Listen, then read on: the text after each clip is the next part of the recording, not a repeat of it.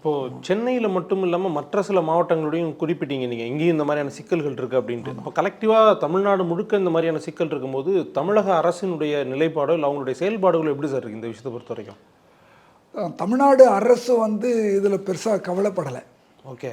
ஏன்னாக்கா அந்த வியாபாரிகளை பற்றியோ அவங்களுடைய நிலைமை என்னதுன்ற பற்றி அவங்க கவனத்தில் கொண்டு அதனால் அவங்க கவனத்துக்கு கொண்டு போகிற வேலையை நாங்கள் செஞ்சுருக்கிறோம்.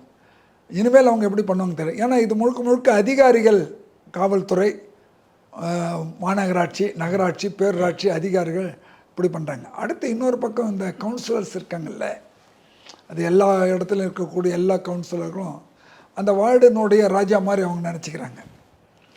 எங்களுக்கு தெரியாமல் இங்கே எதுவும் நடக்கக்கூடாது, எங்களுக்கு மதிக்கலைன்னா அந்த கடையை எடு, இந்த கடையை எடு, இப்படி ஒரு நம்முடைய பழைய ராஜா மன்னர் காலத்து சிந்தனை இருக்குதுல்ல, அந்த சிந்தனை இன்னும் இருக்குது. அந்த கருத்தையிலேருந்து நான் தான் இந்த வார்டுக்கு பெரிய ஆள், என்ன கேட்காம இங்கே எதுவும் நடக்கக்கூடாது அப்படின்ற மாதிரி ஒரு நினைப்பும் இருக்குது. அதிகாரிகளும் அதுக்கு உடந்தையாக போகக்கூடிய நிலைமையும் இருக்குது. இப்படி சில விஷயங்கள் இது கருத்தியல் ரீதியான மாற்றத்தோடு சம்பந்தப்பட்டது.